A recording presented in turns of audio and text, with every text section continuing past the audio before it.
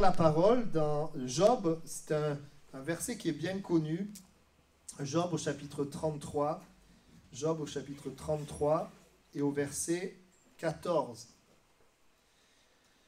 Job 33, verset 14. Voilà, le titre de mon message ce matin, c'est « Écoutez Dieu ». Écoutez Dieu.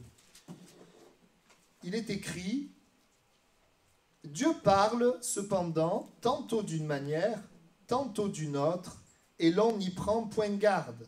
Amen. » J'ai une bonne nouvelle à t'annoncer, c'est que notre Dieu, il parle. Dieu parle. Amen. La question, c'est est-ce qu'on l'entend? Est-ce qu'on l'écoute? Dieu parle. Dès la Genèse, Dieu parlait à l'homme.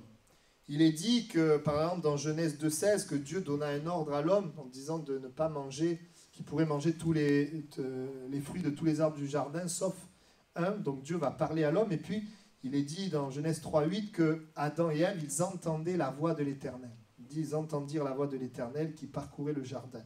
Et nous savons qu'avec la désobéissance d'Adam, le péché est entré dans le monde. L'homme a été séparé de Dieu et je dirais privé de cet échange avec Dieu.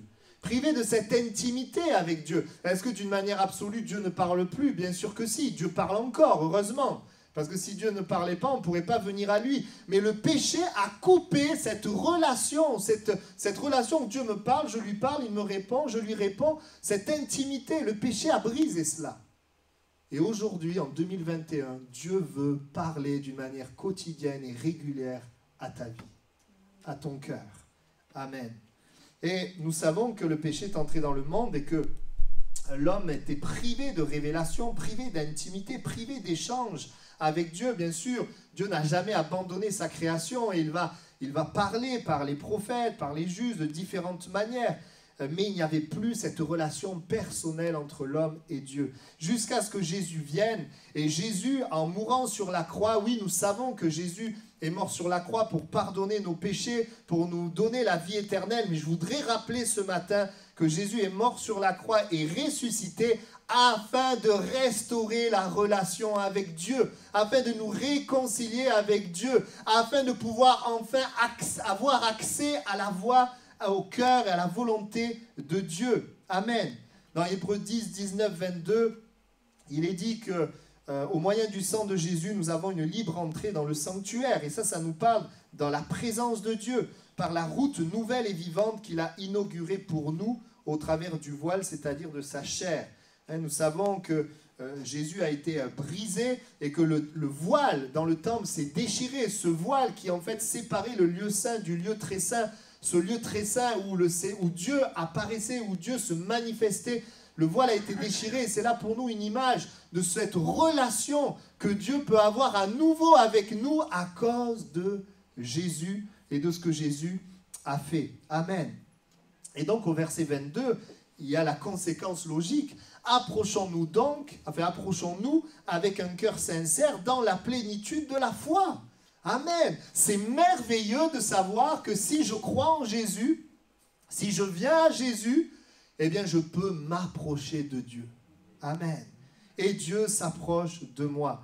Nous savons dans la parole, je ne voudrais pas le développer ce matin, mais je vous donne juste les références si ça vous intéresse, que oui, Dieu parle de différentes manières. On a lu le verset 14 de Job, mais si on lisait le verset 15, il est dit que Dieu parle par des songes et des visions nocturnes, quand les hommes sont livrés à un profond sommeil. Si vous lisez Acte 16, verset 7, on voit que Dieu peut parler par les circonstances de la vie. Si vous regardez l'histoire aussi de Mardoché avec Esther, en voyant que Dieu est celui aussi qui parle par les hommes, qui par des conseils, qui donne des conseils. Il parle évidemment, et c'est peut-être le moyen, les deux moyens les plus, je dirais, répandus. Il parle par la parole de Dieu, par la Bible, 2 Timothée 3,16. Toute écriture est inspirée de Dieu et utile pour enseigner, convaincre, corriger, instruire. La parole de Dieu. Et puis le deuxième moyen, par son esprit. L'esprit de Dieu qui parle, Acte 20, 23. L'esprit m'avertit que des liens et des tribulations m'attendent. C'est un exemple. Il parle aussi par des anges. Quand un ange s'est adressé à Philippe et lui a dit d'aller sur le chemin qui descend de Jérusalem à Gaza. Dieu parle de différentes manières. Je ne l'ai pas dit aussi, mais il parle par ses serviteurs. hein, ceux qui l'envoient, ceux qui annoncent la parole de Dieu. Et les serviteurs, ce n'est pas juste des pasteurs, mais tous les témoins, tous ceux qui appartiennent à Christ et qui témoignent de Jésus. J'aimerais dire ceci, quand Dieu parle, eh bien la parole, elle produit la vie. Ça, c'est important que vous le sachiez. Et je voudrais le rappeler. La parole de Dieu produit la vie. Les paroles que je vous ai dites, Jésus dira, sont esprit et vie. Jean 6, 63. Hein, Pierre dira, tu as les paroles de la vie éternelle. Donc, Dieu a des choses à nous dire qui vont amener la vie. Amen. Qui vont amener la vie. Et quand on dit Dieu parle pour amener la vie, Dieu peut éclairer, Dieu peut nous libérer, Dieu peut nous faire du bien, Dieu peut nous guider, nous protéger, nous corriger. Et dans tout ce qu'il fait, cela amène la vie. Amen. Et donc, quand je lis ma Bible, quand je prie, ou quand j'écoute une prédication, Dieu veut amener une parole de vie en moi. Amen. Amen. Ça, c'est important. Dieu a des choses à te dire. Pourquoi? Eh bien, Dieu a des choses à te dire car il t'aime. Quand on aime quelqu'un, on veut lui parler. Amen. Quel père ne voudrait pas parler à son enfant? Quand j'accepte Jésus, Dieu devient mon père et Dieu veut me parler régulièrement. La difficulté, nous la connaissons, c'est que nous ne le voyons pas, il ne parle pas. Alors quand je dis il ne parle pas audiblement, Dieu dans sa souveraineté est tout à fait capable de parler audiblement, mais tu ne vas pas vivre une vie régulière où Dieu te parle audiblement. Non, Dieu, il est invisible, on ne le voit pas, et c'est par la foi et par une attitude de cœur que nous pouvons percevoir sa voix. Parce qu'il nous aime, il veut nous parler. Et j'aimerais ce matin que nous réalisions, là, la semaine qui va venir, Dieu veut te parler parce qu'il t'aime. Je voudrais que tu l'entendes, que le Saint-Esprit fasse résonner dans ton cœur cette réalité que Dieu veut te parler, que Dieu a des choses à te dire. Et nous en avons tant besoin. Moi, je suis papa, j'ai des enfants, et je vous assure, je veux parler à mes enfants parce que je les aime. Si nous aimons, eh bien, nous désirons parler. Dans Ésaïe 48, verset 16, il est écrit « Approchez-vous de moi et écoutez. Dès le commencement, je n'ai point parlé en cachette. Dès l'origine de ces choses, j'ai été là. » Oui, c'est un Dieu qui est là, qui veut être là, qui veut parler. Et si vous lisez la Bible, vous verrez un Dieu qui veut parler, qui veut se montrer. Mais vous verrez aussi un peuple qui ne le veut pas toujours. Et c'est là toute la difficulté. Il est un Dieu qui parle. Je disais il n'y a pas longtemps, je citais ce verset, « Jusqu'à présent, vous n'avez rien demandé en mon nom, demandez et vous recevrez afin que votre joie soit parfaite. » Et je disais que la joie ne vient pas juste de demander, de parler à Dieu, mais la joie vient de recevoir. La joie vient de la réponse. Et dans ce texte, on pourrait dire aussi que la joie, elle vient des deux, de demander et recevoir. Et demander et recevoir, c'est avoir une relation en fait. La joie, elle vient d'une relation. Oui, je parle à Dieu, mais Dieu me parle, Dieu me répond. Il y a une joie lorsque Dieu nous parle. Et j'aimerais vous dire, Église de Toulousaise, qui avait reçu Jésus, que Dieu veut vous parler. Et que nous en avons besoin. Et je te pose cette question. Est-ce que tu te souviens la dernière fois où le Seigneur a parlé à ton cœur? Et je prie que ça ne soit pas plus d'un mois. Quand était-ce la dernière fois? Parce que si c'était il y a plus d'un mois, j'aimerais te dire que réellement la volonté de Dieu, c'est de te parler plus que cela. Véritablement, on l'a lu, le problème ne vient pas de Dieu, mais de notre écoute. Dieu parle, mais l'homme n'y prend point garde. Et ce matin, c'est un message, Dieu a mis vraiment ça sur mon cœur, sur finalement ouvrir nos oreilles, ouvrir notre cœur, nous attendre à Dieu. Et même quand nous venons dans un culte comme celui-ci, est-ce que je m'attends à ce que Dieu me parle? Quand j'ouvre ma Bible, est-ce que je m'attends à ce que Dieu me parle? Parce que Dieu, nous aimant, veut nous parler. Et quand il nous parle, eh bien, il peut faire des promesses, révéler la volonté qu'il a pour toi dans l'avenir. Il peut aussi te parler pour t'aider dans ce que tu es en train de traverser. Il peut te parler pour te guider, te diriger, parce que tu ne sais pas comment faire. En ce moment, vous voyez, j'ai une liste de prières, et puis j'ai des sujets où je dis, Seigneur, qu'est-ce que je dois faire? Oui, alors, je n'ai pas encore la réponse, mais elle va venir. Seigneur, qu'est-ce que je dois faire? Parle-moi. Nous avons besoin. Il fait des promesses, il nous aide, il nous corrige aussi. Il nous dit, attention, tu prends une mauvaise voie. Tu nourris les choses dans tes pensées qui ne sont pas ma volonté. tu te refroidis. Il nous parle. Aussi il nous parle, vous savez pourquoi? Il nous parle pour répondre à nos demandes, parce que tes demandes, ça l'intéresse. Il parle pour répondre à tes demandes. Quel Dieu qui vient répondre. Alors bien sûr, plus nous approchons de Dieu, et plus nos demandes vont être en phase avec le cœur de Dieu. Il parle aussi, et ça c'est peut-être la chose la plus importante, il parle pour partager son cœur. Partager sa volonté, ses désirs.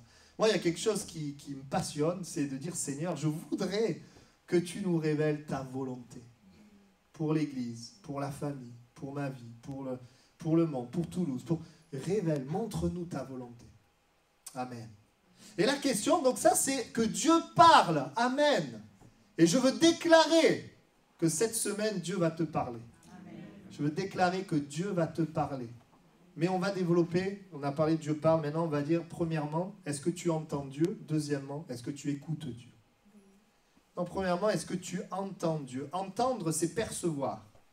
Quand on parle d'entendre quelqu'un qui parle, là, vous m'entendez, vous percevez par l'ouïe ce que je dis. Percevez par des sons, il y a des sons qui sortent de ma bouche et vous percevez les sons avec vos oreilles. Mais entendre Dieu, c'est percevoir, pas par l'ouïe, mais percevoir par le cœur. Et on ne perçoit pas avec les oreilles des sons audibles, mais on perçoit avec le cœur des paroles vivantes. C'est cela.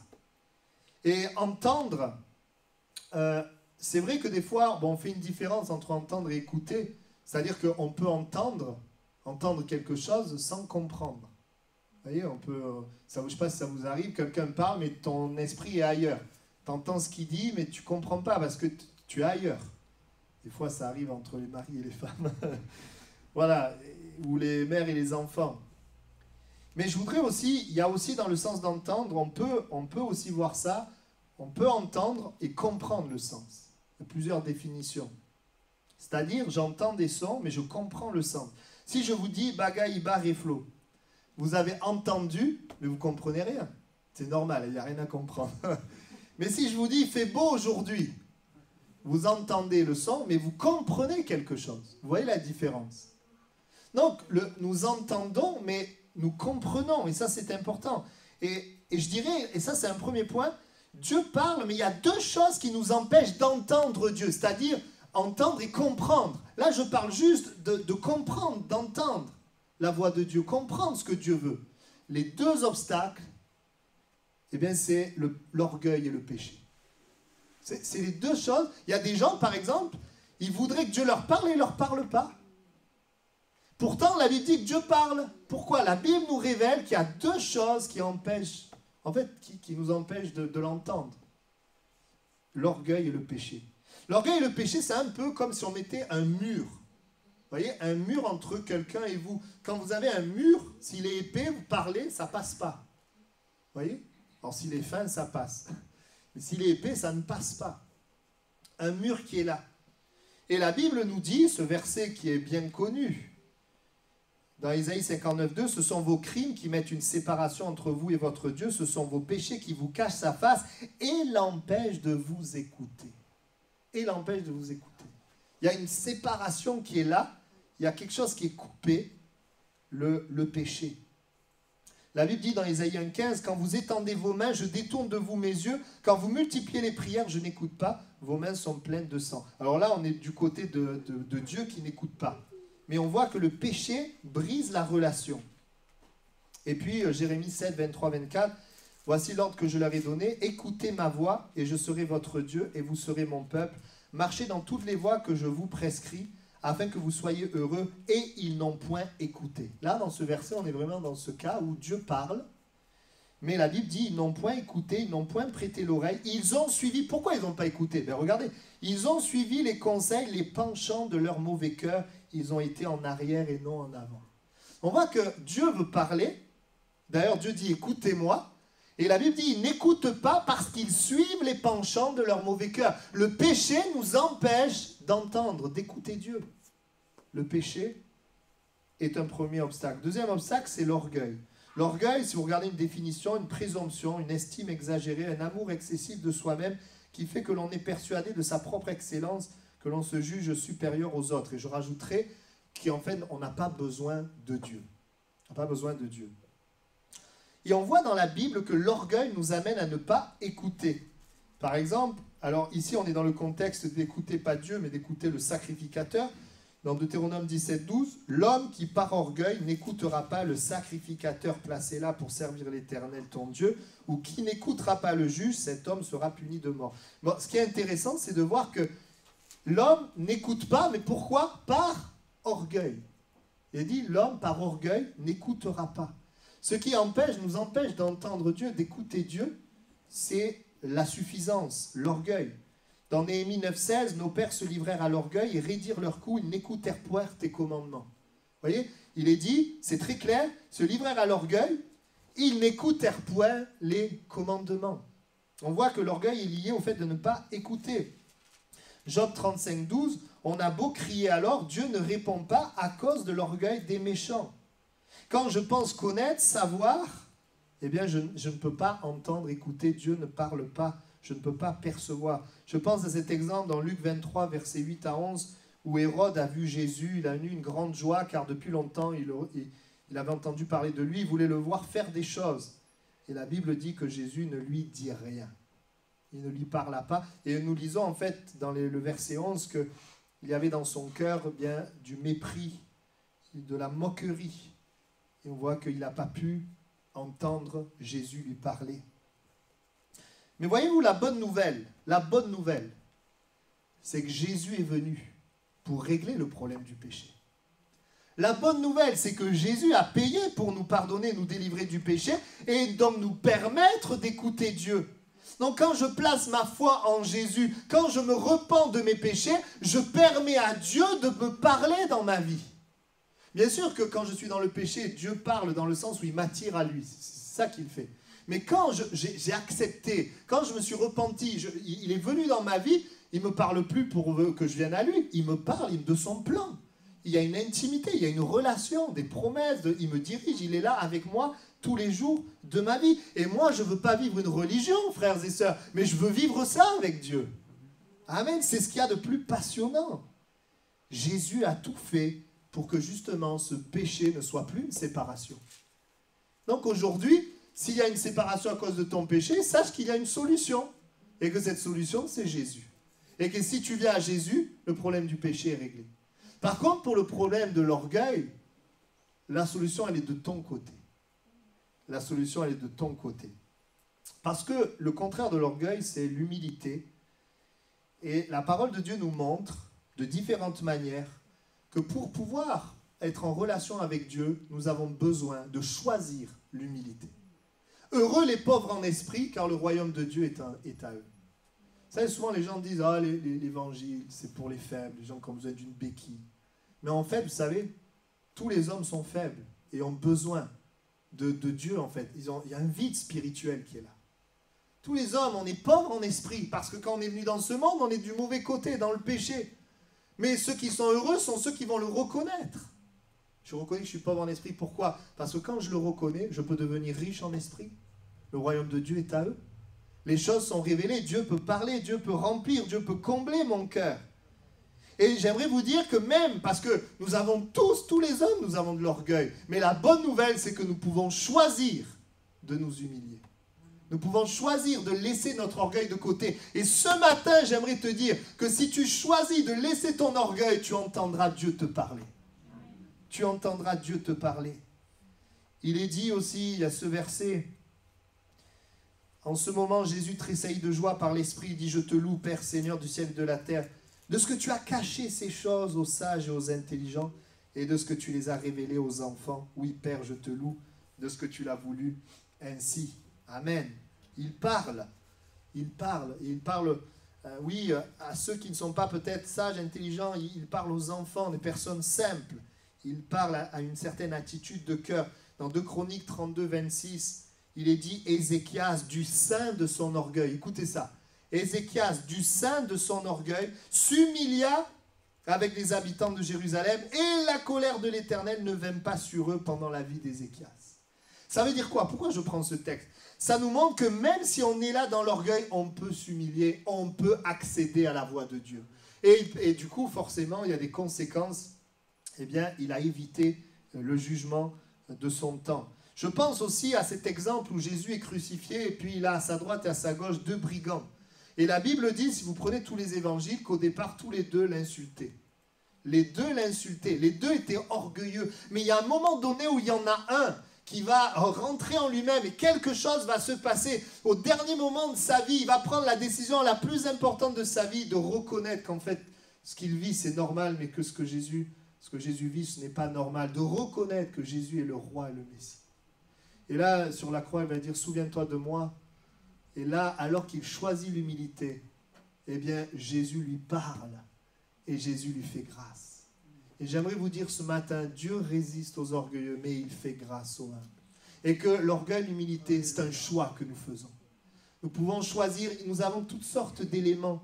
Nous avons des choses qui peuvent nous endurcir, des incompréhensions, des tristesses, des épreuves qu'on a eues, où nous pouvons nous endurcir. Et puis, nous avons aussi ces réalités où nous sommes encore vivants, où nous ne sommes pas morts, où Dieu nous a gardés, où nous pouvons aussi nous tourner vers lui et dire « Seigneur, j'ai tant besoin de toi ».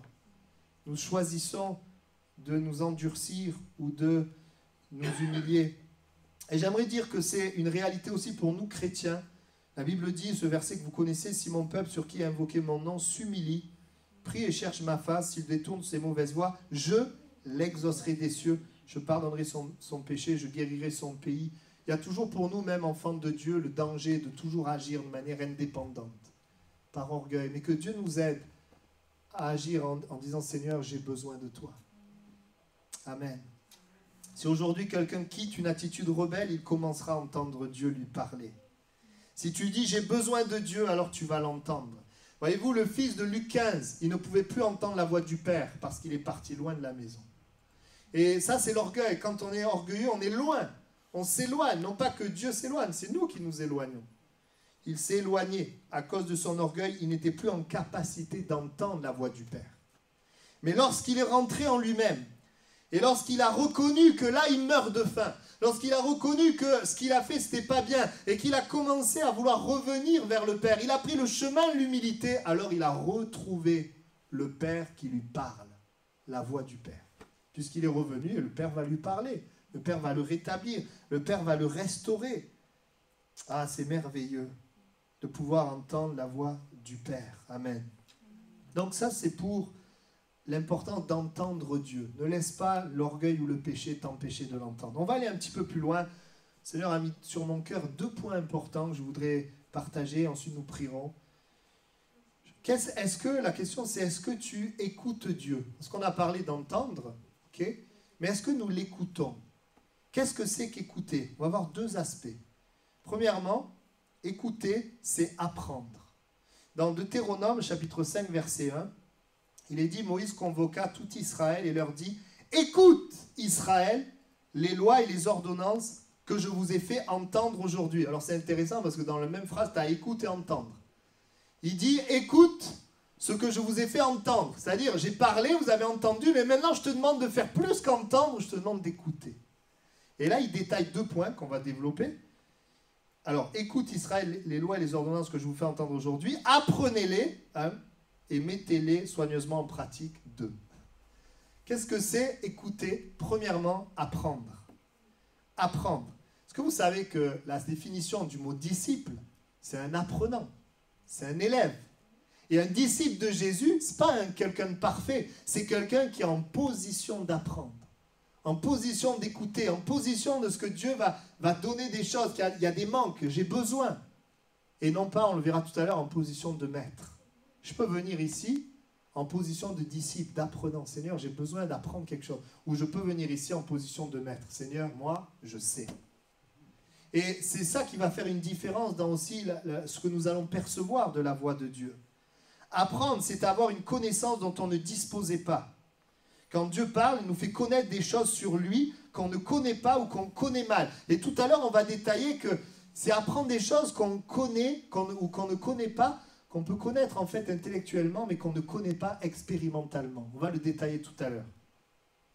Je peux par exemple connaître que Dieu aime l'être humain au point d'avoir donné sa vie. Alors ça, on le sait tous intellectuellement, mais est-ce qu'on le vit tous? Est-ce qu'on l'a vécu? Est-ce que tu te sens aimé de Dieu? Est-ce que tu crois vraiment que tu es aimé?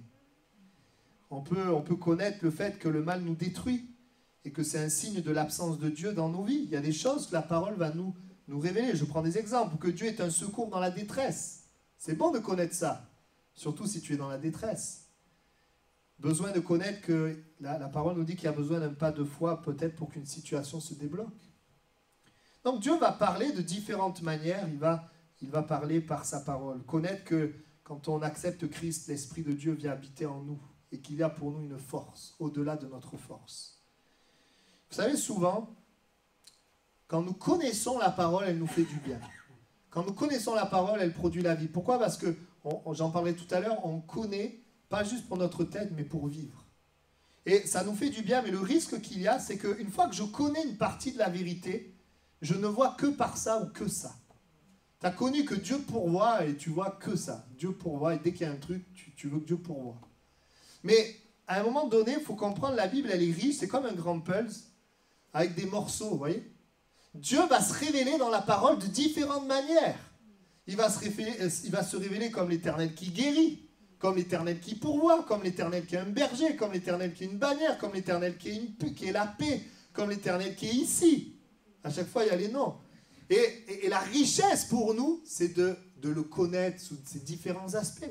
Jésus lui-même va faire connaître les différents aspects du Père et du ciel. Il va guérir, il va libérer, il va délivrer, il va enseigner, il va parler, il va faire connaître différents, je dirais, des morceaux de puzzle du royaume de Dieu. Je me souviens une fois, mon fils avait reçu un puzzle de 1000 pièces. Alors ça faisait beaucoup, parce qu'il était fort, à chaque fois il faisait rapidement. Et là, je dis, allez, tu le fais avec moi. Puis on a commencé, et au bout d'un moment, il est parti, et moi j'ai continué tout seul.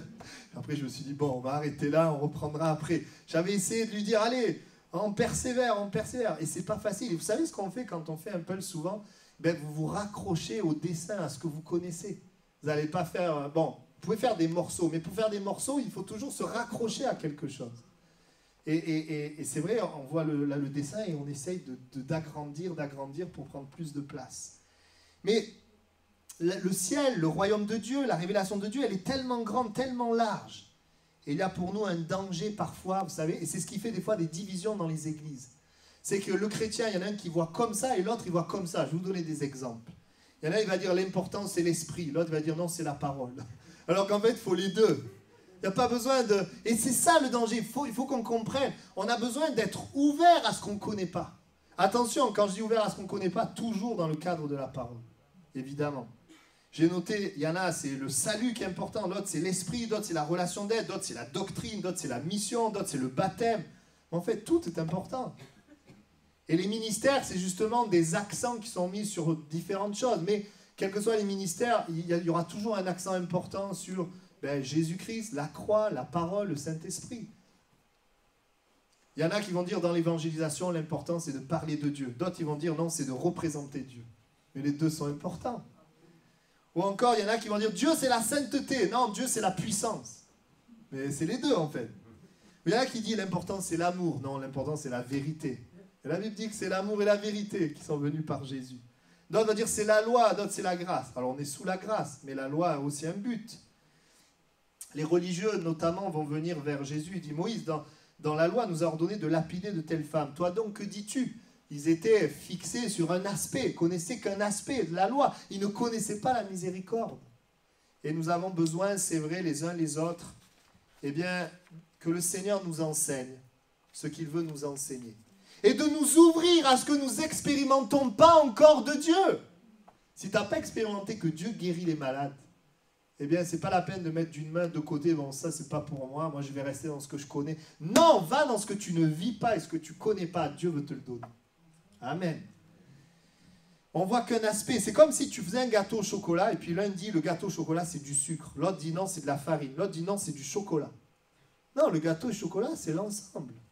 Ou comme j'ai pris l'exemple la dernière fois d'un vélo, un vélo c'est le guidon, non c'est les roues, non c'est la chaîne, non c'est la selle, non c'est la fourche, non c'est les vitesses. C'est tout l'ensemble. Et Christ, le royaume, c'est un ensemble. Amen. Il y a des composantes, des facettes d'une même chose. C'est vrai qu'on peut faire un résumé. Dieu, si je résumais, je pourrais dire c'est la sainteté, l'amour et la puissance. C'est un bon résumé. Mais ce n'est pas que ça. Dieu se révèle de différentes manières. Jésus montre différents aspects. Et écouter, c'est s'ouvrir à ce qu'on ne connaît pas par l'expérience. Écouter, c'est s'ouvrir à ce qu'on ne connaît pas par l'expérience. Et Dieu permet dans nos vies qu'il y ait des situations qui nous déconcertent pour qu'on apprenne à le connaître dans ce que nous ne connaissons pas. Et j'insiste bien dans l'expérience, parce que dans l'intellect, on connaît déjà beaucoup de choses.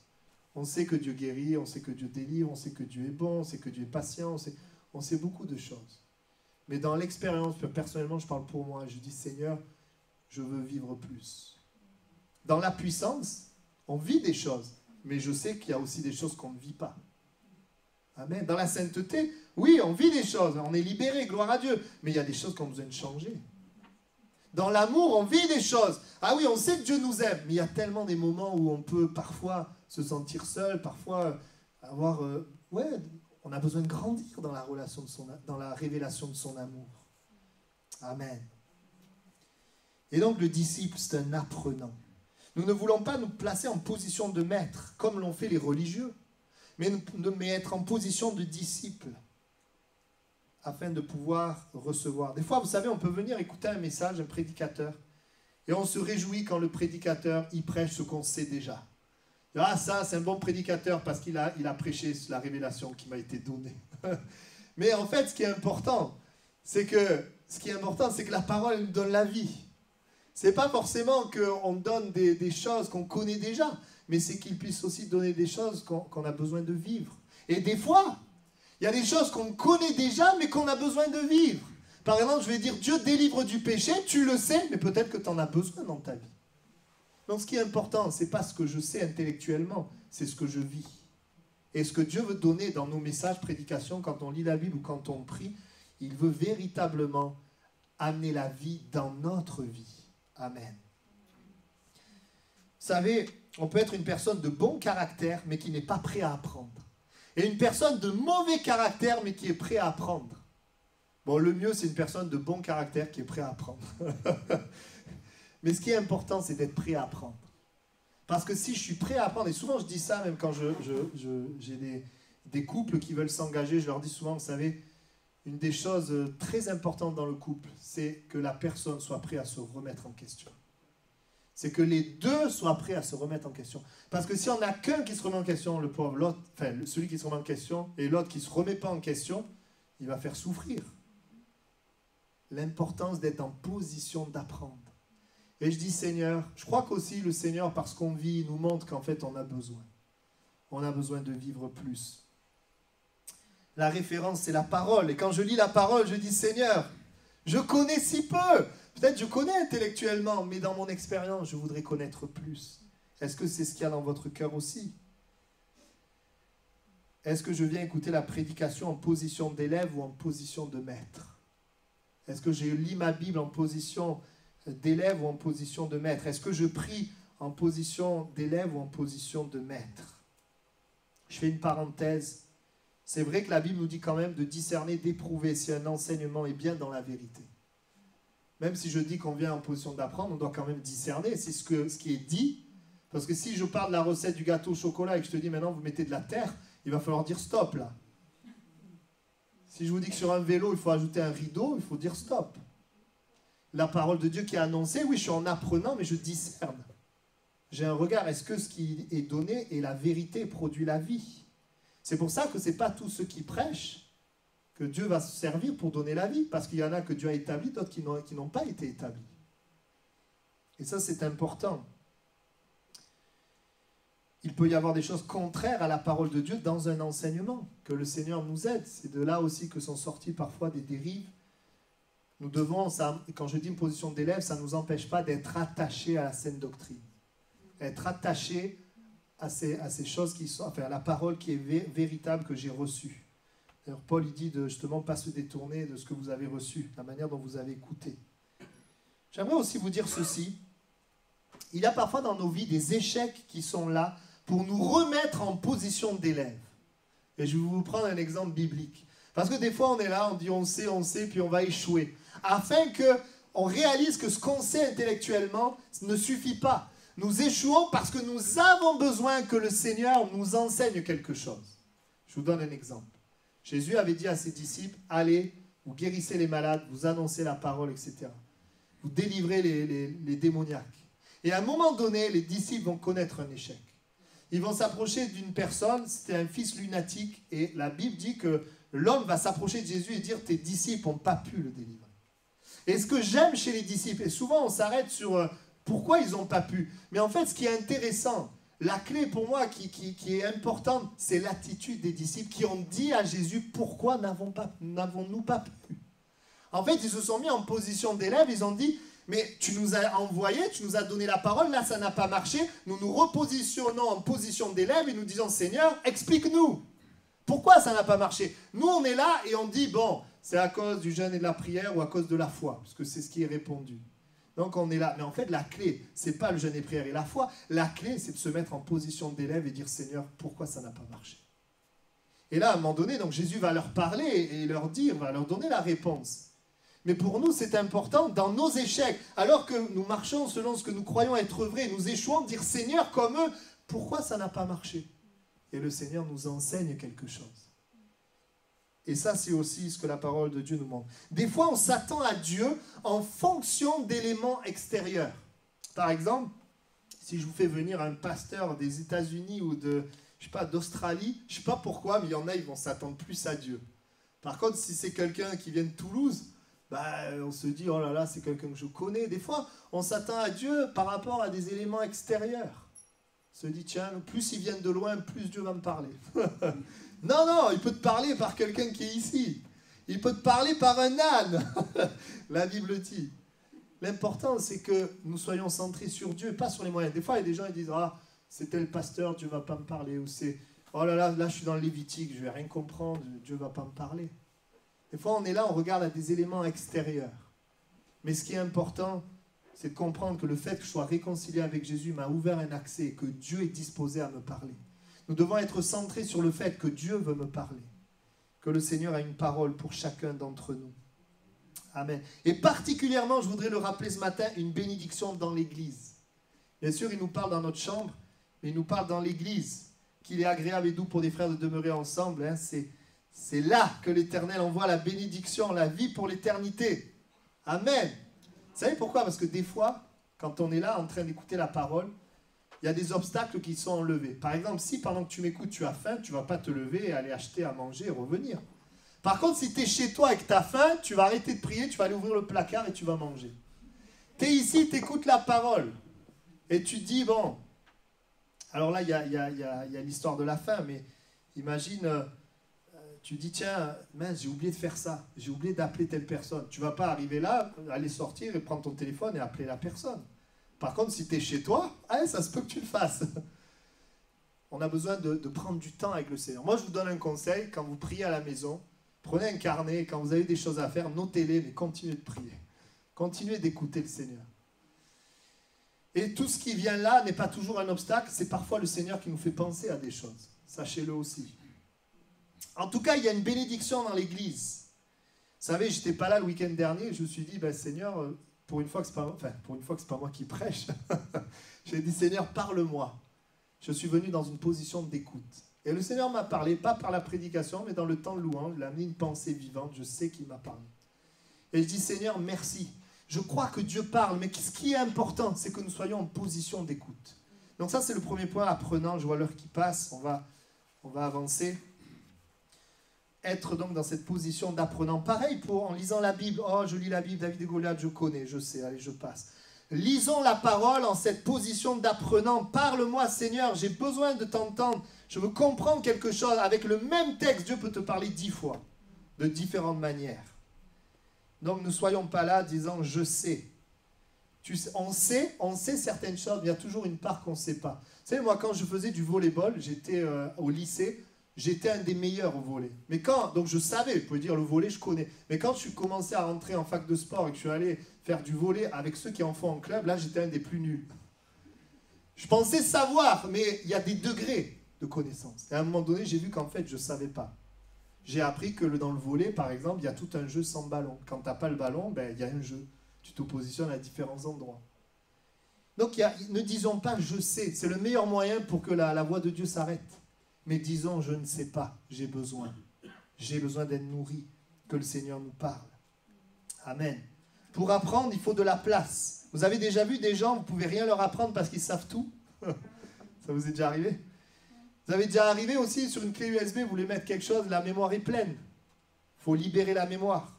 Et des fois, on est satisfait de ce qu'on a, de ce qu'on vit, ce qu'on connaît de Dieu. Il n'y a pas de place pour plus. Mais j'aimerais te dire ce matin que Dieu a plus. Surtout si tu connais tout, mais ton cœur est vide. C'est parce que Dieu a plus pour toi. Ton cœur a soif, a faim.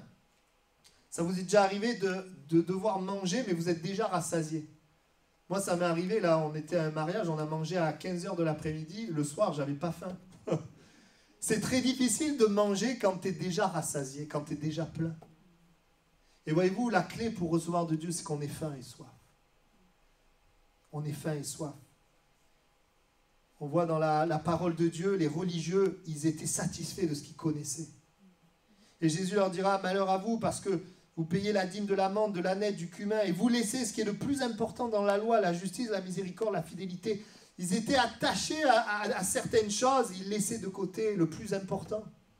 Je dis, Seigneur, qu'on soit une église qui ouvre et qui laisse de la place à ce que toi tu veux nous dire. Pas juste des chrétiens qui disent, Seigneur, donne-moi ci, donne-moi ça, fais ci, fais ça, mais Seigneur, je veux laisser de la place à ce que toi tu veux. Amen. Et deuxièmement, nous l'avons lu, apprenez-les, et deuxièmement, mettez-les soigneusement en pratique. Le deuxième point important d'écouter, c'est que nous écoutons pour vivre un changement. Nous écoutons pour que quelque chose change. Nous venons à l'église un dimanche matin, pas juste pour remplir notre connaissance, mais pour que des choses changent dans notre vie. Et quand je dis des choses changent dans notre vie, ce n'est pas toujours qu'il y a des choses négatives à enlever, mais des fois il y a des choses positives à ajouter.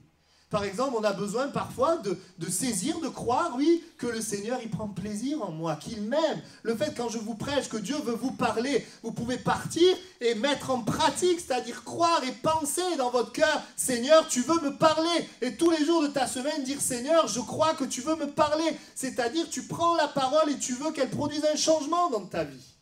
Et pas juste dire, bon, ben, c'était bien le message d'aujourd'hui, et je passe à autre chose. Que le Seigneur nous aide. C'est vrai, je notais ça.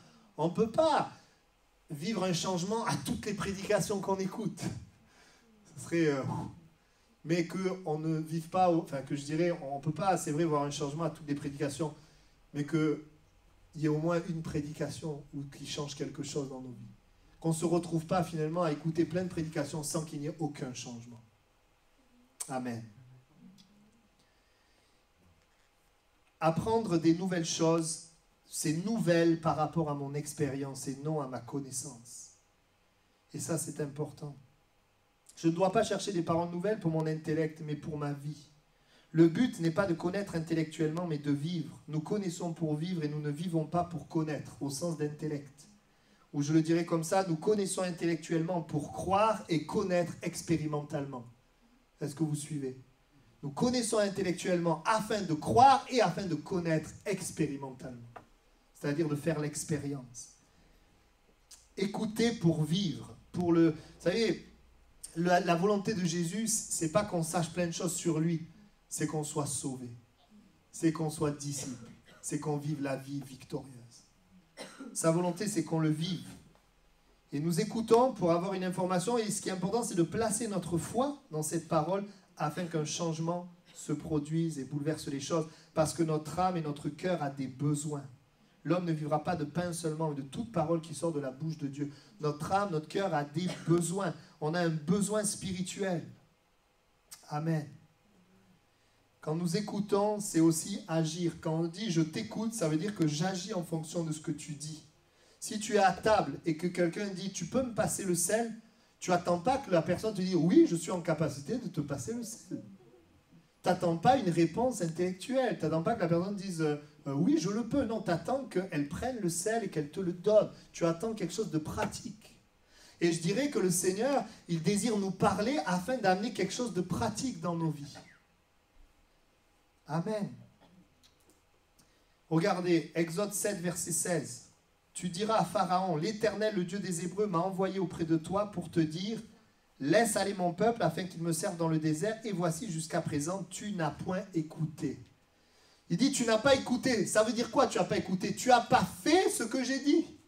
Je t'ai dit de le laisser aller et de partir. Écouter dans le texte, c'est agir. Écouter, c'est agir. Mais voyez-vous, quand le Seigneur nous parle, avant d'agir, il faut d'abord le croire. Il y a quelque chose qui doit se passer dans notre cœur, dans notre être intérieur. Des fois, on est là, je vous donne un exemple. Le Seigneur nous parle, nous dit, tu es un témoin. Et toi, donc, tu vas essayer d'être un témoin dans tes actes sans qu'à l'intérieur de toi, tu crois que tu es un témoin. Donc, tu vas essayer d'être un témoin, mais tu vas le faire avec la peur, tu seras mal à l'aise, avec une pression, etc. Donc, quand je dis recevoir la parole, c'est d'abord en moi de croire, d'être convaincu et de dire, Seigneur, ben oui, c'est merveilleux, tu as fait ça, donc parce que je le crois, je le reçois, eh bien, j'agis. J'agis. Parce que c'est toujours terrible quand nous agissons sans être convaincus intérieurement. Le Seigneur veut toucher nos cœurs avant toute chose. C'est important. Regardez quand Pierre a prêché après la Pentecôte, la Bible dit qu'ils ont eu le cœur vivement touché. Ça, c'est aussi le travail de Dieu. Il touche notre cœur. Mais quand ils ont eu le cœur touché, qu'est-ce qu'ils ont dit? Que ferons-nous? C'est-à-dire qu'ils réalisent qu'il y a besoin d'un changement. On est touché, on vit une vie d'une certaine manière, on est touché, on entend des choses qu'on ne connaissait pas. Maintenant, qu'est-ce qu'il faut qu'on fasse? Et là, Pierre leur dit, repentez-vous et que chacun de vous se fasse baptiser, vous recevrez le don du Saint-Esprit, etc. C'est-à-dire qu'ils donnent la parole, ils écoutent et ça change quelque chose. Et la Bible dit que Dieu va ajouter à l'Église ceux qui étaient sauvés. Il y a un changement dans l'expérience. Jacques nous dit, mettez en pratique la parole, ne vous bornez pas à l'écouter en vous trompant par de faux raisonnements, car si quelqu'un écoute la parole et ne la met pas en pratique, il est semblable à un homme qui regarde dans un miroir son visage naturel, qui après s'être regardé s'en va et oublie aussitôt quel il était. Mais celui qui aura plongé les regards dans la loi parfaite, la loi de la liberté, qui aura persévéré n'étant pas un auditeur oublieux, mais se mettant à l'œuvre, celui-là sera heureux dans son activité. Vous voyez, on va être pratique ce matin. La parole est annoncée. Qu'est-ce que le Seigneur attend de nous? La parole dit qu'on peut regarder dans un miroir, on s'en va et on oublie ce qu'on a vu. C'est-à-dire que la première chose, c'est qu'une fois que Dieu nous a parlé, alors c'est vrai, le prédicateur, il annonce l'évangile, ou je lis la Bible, je lis un passage, et c'est vrai que c'est l'Esprit de Dieu qui rend la parole vivante. On est d'accord? On ne va pas tout retenir, ce n'est pas le but. Mais il y a une parole qui peut nous parler, nous interpeller. Eh bien, premièrement, c'est qu'on se souvienne. C'est de se souvenir, parce que si vous vous rappelez, on en parlera tout à l'heure dans une parabole, le diable, il vole. C'est de me souvenir pour aller dans une direction. Dans mes pensées, dans mes paroles et dans mes actes, eh bien, je veux que ça change quelque chose.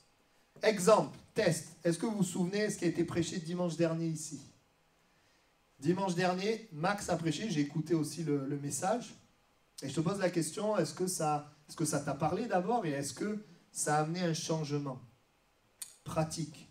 Par exemple, est-ce que ça t'a amené à prier dans une direction? Il a parlé notamment que dans la souffrance, Dieu manifeste sa gloire. Est-ce que ça a amené dans le cœur de certains de réaliser que dans leur souffrance, Dieu va manifester sa gloire? Est-ce que, après, je nourris et je dis, Seigneur, je crois que tu vas manifester ta gloire. C'est un exemple. Ou est-ce que j'agis, ou je crois quelque chose de la prédication que je vais nourrir dans la semaine? Avant une action extérieure, il y a une action intérieure.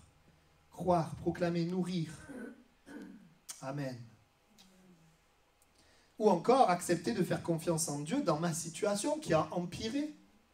Accepter que j'ai de la valeur aux yeux de Dieu. Ce sont des exemples. Que le Seigneur nous aide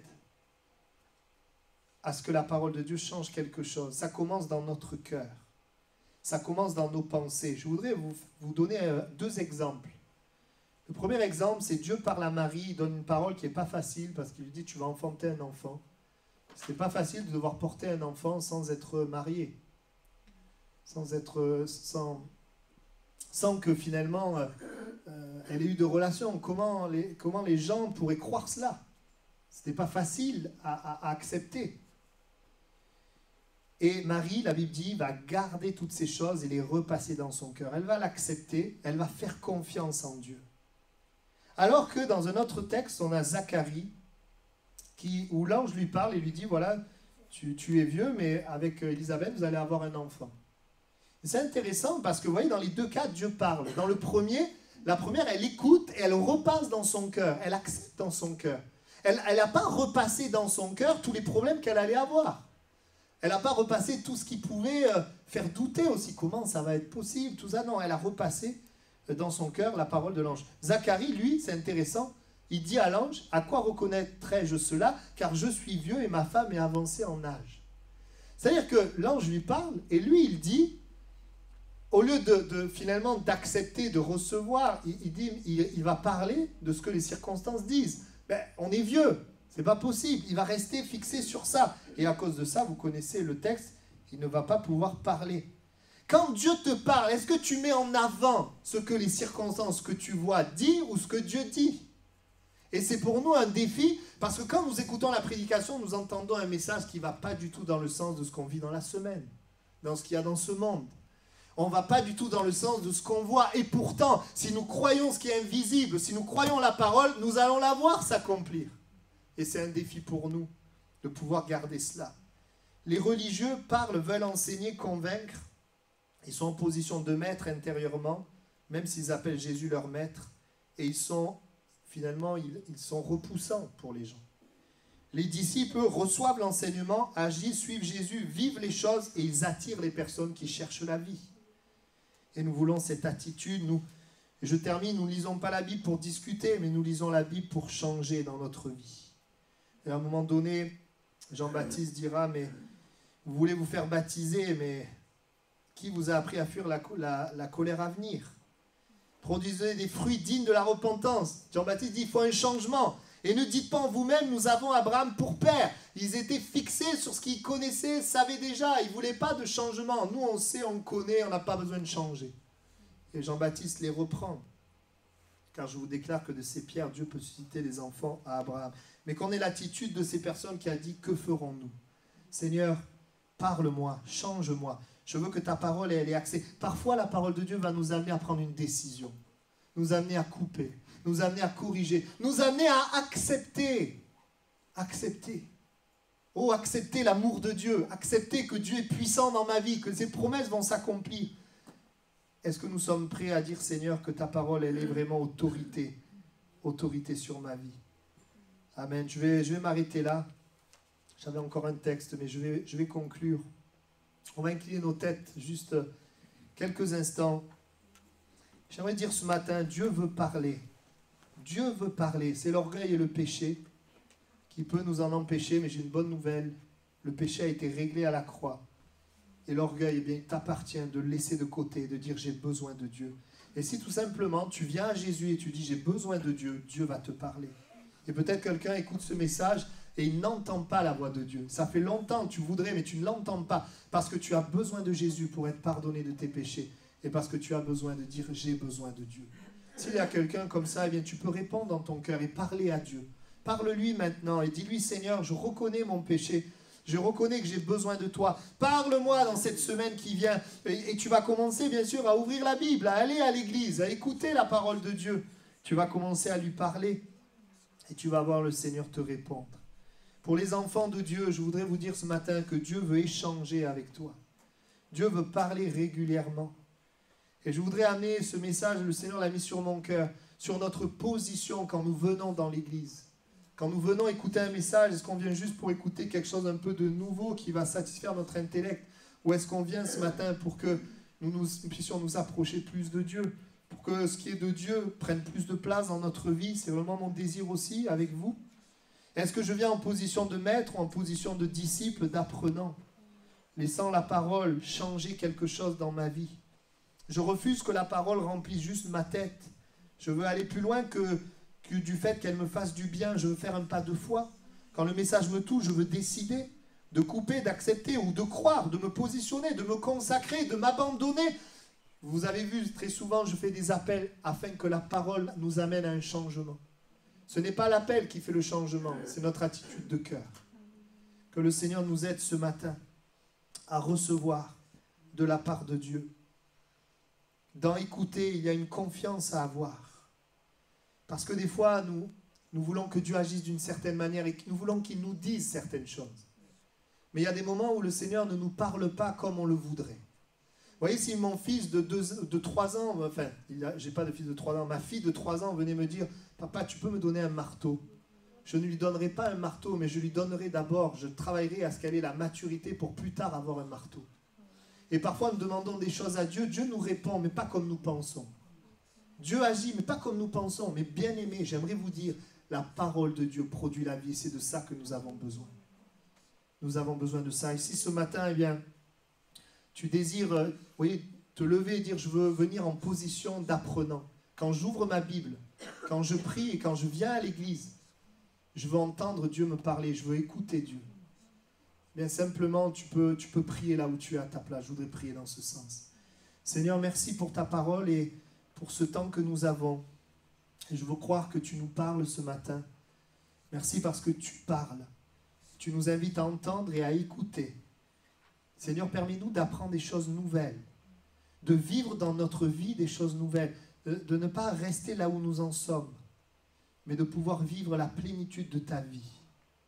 Et je te prie, Seigneur, oui, que ce soit alors que nous écoutons beaucoup de prédications, alors que nous lisons la Bible régulièrement, que, Seigneur, ça vienne changer notre vie. Aide-nous à percevoir ta voix, à ne pas l'attrister, à l'étouffer, mais à pouvoir écouter. Il y a tant de choses qui vont se débloquer quand nous allons, Seigneur, croire dans ta parole et à la mettre en pratique. Merci de bénir l'église toulousaise, mes frères et mes sœurs, ensemble. Tu nous parles pour nos familles, pour l'église, pour notre ville, pour la santé, pour toutes sortes de domaines. Et nous voulons aller dans ce que tu nous dis, nourrir dans notre cœur ce que tu nous dis. Je te prie pour ceux et celles qui ont tant besoin de recevoir ton amour, de recevoir le fait que tu les aimes, que tu veux leur faire du bien, que tu es un Dieu bon, Seigneur. Je te prie que quelqu'un le reçoive ce matin. Merci. Amen. Amen.